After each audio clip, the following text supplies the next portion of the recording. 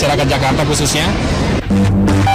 Soal komunikasi politik, sulung SBY ini lebih melihat situasi sembari menyusun rencana.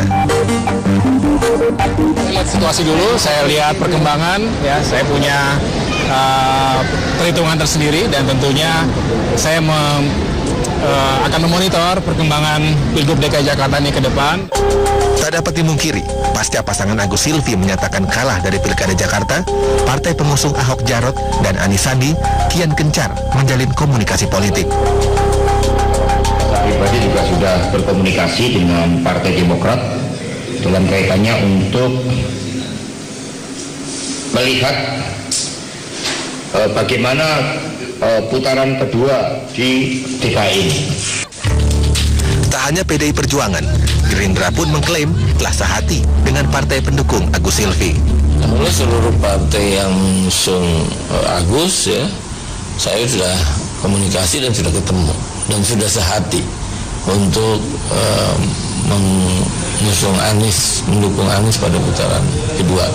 Tarik ulur dukungan politik nampaknya bakal memanas jelang pemungutan suara putaran kedua.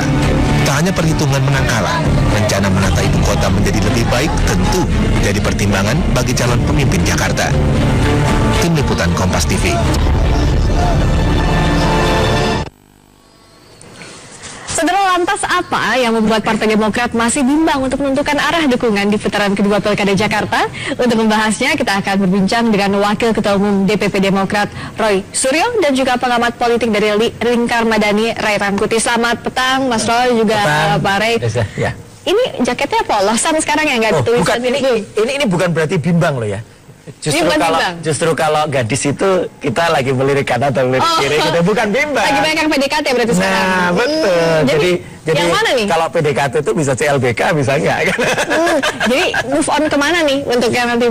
Yang jelas begini ya, sampai dengan seminggu lagi, sampai dengan tanggal 4 Maret, secara hukum ya, de jure, kami memang tidak akan memberikan statement dulu karena memang harus menunggu putusan dari KPUD.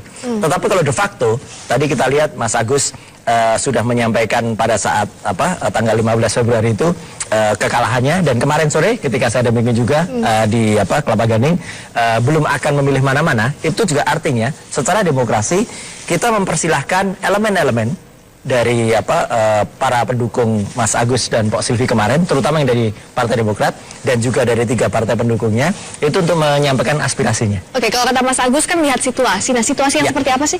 Situasinya yang lebih condong kemana tadi, Mbak Friza? Jadi artinya mungkin yang visi misinya sama dan kemudian bisa condong ke arah mana. Artinya begini, masih ada 3 kemungkinan. Bisa ke nomor 2, bisa ke nomor 3, atau bisa juga netral. Netral ini yang kemungkinan paling besar ya. Netral itu artinya kita mempersilahkan kepada masing-masing elemen untuk memilih, tapi tidak boleh golput. Itu yang paling penting. Jadi 17% lebih suara ini itu insya Allah nanti harus tersalurkan pada tanggal 29 Tapi tidak dideklarkan. Ya, tapi tidak perlu dideklarkan, tapi harus disalurkan karena ini adalah hak politik dari masing-masing pemilih. Tapi kalau dilihat dari partai pengusungnya, apa betul banyaknya merapatnya ke Anies Sandi? Saya tidak bisa menjawab ya atau tidak, tetapi seperti kemarin misalnya kehadiran ketua tim pemenangan kami, ya, Pak Nafri Ramli datang ke acaranya Pak Anies Sandi bersama para habaib, itu pun juga selaku pribadi. Bukan atas nama Demokrat? Bukan atas nama Demokrat, dan beliau juga tidak melakukan statement apapun. Ya, saya beberapa waktu lalu hadir di Sususi, itu juga atas nama pribadi. Jadi sah-sah saja. Kalau sekarang misalnya ada beberapa partai juga melakukan statement, atau beberapa dari kami, juru bicara kami misalnya menyampaikan statement, selama belum atas nama tim pemenangan atas nama Partai Demokrat itu sah-sah saja. Tapi atas nama tim pemenangan Agus Silvi dan atas nama Partai Demokrat, tunggu tanggal 4 Maret yang akan datang. Kalau Bung Rey lihatnya condongnya kemana nih Demokrat sampai saat ini? Ya secara umum sih kita melihatnya memang agak ke nomor 3 gitu ya, secara umum gitu. Baik personal-personal yang sudah mulai dekat. Tadi Mbak Briska tanya, sudah ada belum nomor 3? Itu disiapin 2 atau 3 gitu, tinggal ditempel. Pokoknya tinggal nempel nanti yang mana. Masih kosong kayak antara 2 atau 3. Tapi sambil menimbang ini, kira-kira kemana nih condongnya ke nomor 3, betul? Bisa ya, bisa tidak. Itu secara pribadi? Cuma kalau kita lihat sekarang situasinya memang kelihatan arahnya ke nomor 3. Kenapa, Mas? Yang pertama memang pendekatan nomor 3 juga jauh lebih cepat dibanding misalnya pendekatan nomor 2. Nomor 3 udah melakukan komunikasi, bertemu, bla bla dan sebagainya gitu ya. Kemudian juga ada memang sudah dibangun oleh khususnya pasangan nomor 3 bahwa seolah-olah 1 dan 3 itu adalah satu barisan. Nah sekarang secara psikologik begitu nomor 1-nya menyatakan diri kalah, tinggal 2 dan 3, dan tersedot ini persepsi publik bahwa seolah-olah itu 1 akan ke 3 karena memang dari awal nomor 3 atau pasangan 3 itu membangun image bahwa mereka ini satu barisan gitu. Meskipun tentu saja belum tentu itu fakta, cuma itu kan dibangun sedemikian rupa gitu. Termasuk berbagai komunikasi personal yang dilakukan sekarang, entah itu tim ketua ketua tim pemenangan ya, datang secara personal gitu. Tapi setidaknya nomor 3 itu sudah membangun semacam kerangka imajinasi publik bahwa nomor 1 ini nggak akan kemana-mana, akan ke nomor 3 gitu. Meskipun tentu lagi belum itu pernyataan resmi ya. Okay. Dan lagi kan yang ditunggu pernyataan resminya kalau misalnya nanti Ketua Umum Demokrat Pak SBY yang akan menyampaikan langsung. Ini jadi citra positif atau tidak untuk pasangan 2 ataupun 3? Ya sangat tergantung pada ininya ya. Tapi menurut saya kalau besar dugaan saya belum nggak akan melakukan. Jadi mungkin akan dilakukan kepada tim pemenangan ya. Karena apa gitu? Karena ini bukan wilayah Demokrat ANSI. Ya, ini sudah wilayah banyak partai. Ada PAN, ada P3, ada PKB. Yang boleh jadi juga nanti akan berbeda-beda aspirasinya gitu. Nah oleh karena itu mungkin bisa jadi yang disampaikan nanti hanya pandangan dari Demokrat sendiri. Adapun PKB, P3 dan PAN juga akan punya punya sikap politik masing-masing gitu loh. Dan oleh karena itu tidak bisa disatukan dan oleh karena itu juga Pak SBY tidak bisa mengatasnamakan seluruhnya. Oke. Tapi memang betul kata Bang Ray tadi. Jadi ini sesuai statement Mbak Friska di awal gitu. Kalau lagi PDKT, saya tadi bilang apa? CLBK kan. Dulunya kan memang 7 sebelum akhirnya PDIP mengusung Ahok itu kan koalisi kekeluargaan waktu itu. Jadi ya cinta lama bersemi kembali. Bisa jadi. Tetapi sekali lagi setelah kami mengusung Mas Agus dan Pok Silvi, memang bisa jadi tadi Bang Ray sampaikan, keempat ini bisa berbeda-beda. Ya misalnya PAN sudah jelas akan kemana gitu ya. Demokrat tetap nanti misalnya kami menyampaikan secara netral dan mungkin tidak oleh Pak SBY selaku Ketua Umum, karena ini bukan masalah Ketua Umum. Ya betul, ini adalah masalah tim pemenangan. Ya, nanti tim pemenangan. Ya tim pemenangan dan nanti akan disampaikan. Yang paling penting kalaupun itu netral, itu bukan berarti golput. Ya kita sama sekali tidak membolehkan golput. Hal itu kan pengertiannya adalah tidak menginstruksikan ya gitu kan. Tidak menginstruksikan ke 1-2. Harus memilih tapi tidak perlu dideklarasikan. Dan satu lagi yang penting juga, kami juga menghormati ya beberapa waktu yang lalu Pak Hasto ya Sekjen PDIP kan menyatakan akan melakukan pendekatan ketiga partai tapi tidak ke Demokrat katanya begitu karena ada perbedaan-perbedaan. Ya kita hormati saja gitu ya. Itu tapi sudah komunikasi politiknya siapa saja sih ke Demokrat? Ya paling tidak kalau dengan nomor 3 pasti sudah ada lah. Pak Ketua Pemenangan datang ke sana kan juga tidak dalam rangka hanya datang saja. Meskipun secara pribadi kan nggak bisa dilepaskan lah. Beberapa waktu yang lalu Pak Anies atau Pak Sandi juga sudah saling mengkontak beberapa di antara kami. Kalau dengan tim Pak Ahok Jarot? Tim Pak Ahok Jarot memang baru di level sekjen ya, di level kesekjenan yang saling berkomunikasi karena ini memang level-level sekjen, tapi memang ya bisa dilihat lah gitu kecenderungannya kemana. Sekali lagi ya, saya juga pernah mengatakan kalau lihat arah Demokrat, lihat baju saya waktu itu gitu.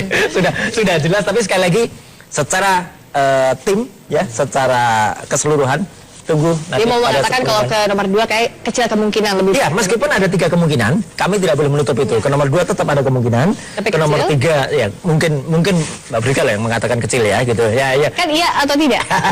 Saya senyum mengatakan. Nah, nomor 3 itu ya kemungkinannya lebih ya. Atau tetap netral. Netral ini kalau saya sampaikan hari ini kemungkinan besar tim pemenangan Mas Agus dan Pak Silvi akan menyampaikan netral. Saya pikir nanti kan yang paling penting itu adalah pertimbangan politik ya. Mau kedua mau ketiga apa keuntungan politik yang akan diraih oleh Demokrat gitu. Oleh karena itu mungkin sebelum mengambil keputusan Demokrat akan melihat survei dulu di antara 2 pasangan ini yang kuat kemana. Karena otomatis kan nggak ya tentu saja sebagai partai mereka akan melihat bahwa nggak akan mungkin kita mendukung yang kalah kan, nggak ada untungnya kan kira-kira gitu ya. Mau tidak mau kita harus mendukung yang menang gitu, entah 2 atau 3. Itu menurut saya pertimbangan pertama. Pertimbangan kedua adalah apa keuntungan yang bisa diambil dari koalisi. Nah dari kalau soal misalnya visi misi sih nggak ada beda-beda jauhnya ya, 1, 2, 3 relatif sama, bedanya itu kan cuma pada elemen teknis bukan pada substansi persoalan gitu.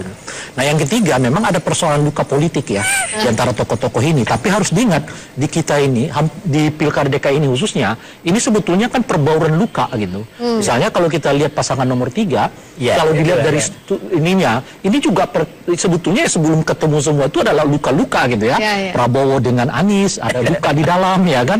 Anies dengan kelompok Islam keras juga sebetulnya ada luka di dalam, tapi bertemu saja gitu. Menurut saya, misalnya kalau disebut ada ganjalan psikologik masa lalu gitu, ada psikologi politis masa lalu, mungkin itu pertimbangan, tetapi kalau yang dua ini bisa diatasi, misalnya angka kemenangan siapa yang paling positif, yang kedua keuntungan yang mana di antara dua pasangan ini yang paling banyak ke kita, nomor 3 ini ya tetap nomor 3 sebagai pertimbangan. Tapi nantinya suara Demokrat ini seberapa berpengaruh kepada nanti suara yang didapatkan oleh masing-masing pasangan? Kalau saya melihatnya di Pilkada DKI ini bukan partai. Sebetulnya kalau melihat ininya adalah organ-organ keagamaan. Ini tokoh masyarakat itu? Lebih spesifik adalah organisasi-organisasi keagamaan gitu. Nah oleh karena itu kalau dilihat secara umum, sekarang ini menurut saya yang agak sulit menebaknya kan tinggal NU. Ya kan kalau kelompok katakanlah misalnya Islam keras ini relatif jelas pasangan nomor 3 sebelumnya gitu ya.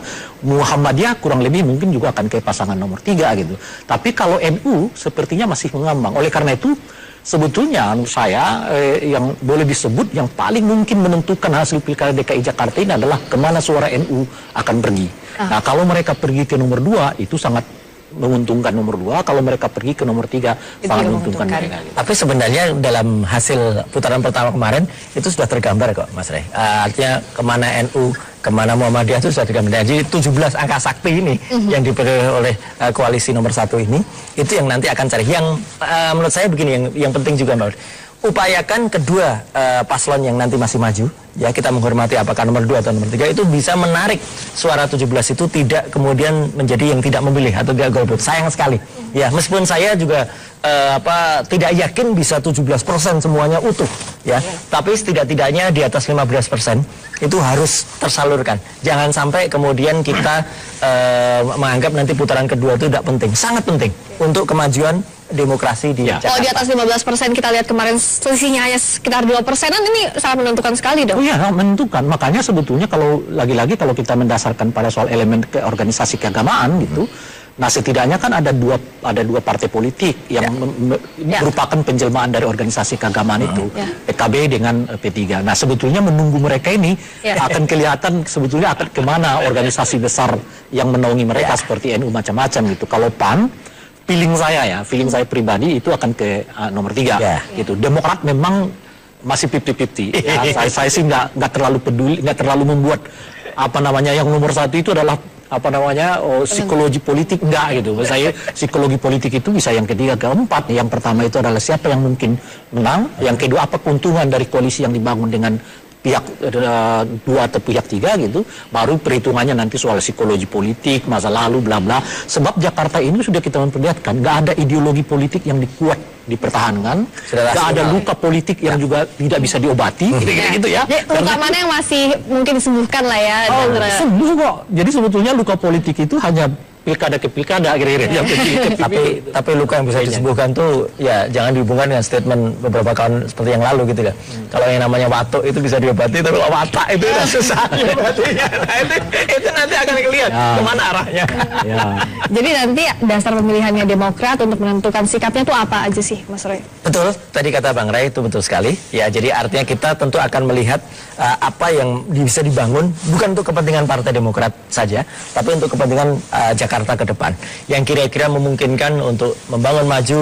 Kemudian kan masyarakat kita juga harus lihat bukan hanya 2017 ini, tapi harus lihat 2022 banyak sekali kegiatan yang akan berlangsung di Jakarta, ya kan, termasuk Asian Games, ya, bagaimana berlangsung itu dengan lancar membawa Indonesia ke depan, atau seperti kata Mas Agus pada statementnya tanggal 15 Februari ini adalah suatu langkah kecil untuk maju nanti ke 2045 yang akan datang, Indonesia Emas. Jadi nanti kita mana yang kira-kira lebih bisa smooth, mana yang nanti kira-kira lebih bisa lancar, ya. Ya moga-moga tidak gaduh. Nah, yang penting itu tidak gaduh dan kita tunggu nanti jaketnya ini diisi nomor berapa ya dari Demokrat. Soalnya tinggal ini kan fair crew ya, tinggal ditempel. Tinggal ditempel. Bisa untuk pilkada yang lain, bisa untuk 2018. Bisa jadi majunya ke pilkada lain. Oh enggak, kalau itu enggak. Ya kemarin ada juga pertanyaan di Kelapa Gading ya gitu. Pertanyaan Mas Agus kayaknya mau maju ke Jawa Timur gitu ya. Lupakan soal itu dulu ya. Mas Agus masih akan pertimbangkan konsolidasi untuk ke depan. Oke, terima kasih banyak Mas Roy Suryo, Wakil Ketua Umum Partai Demokrat. Terima kasih banyak Bung Rai Rangkuti.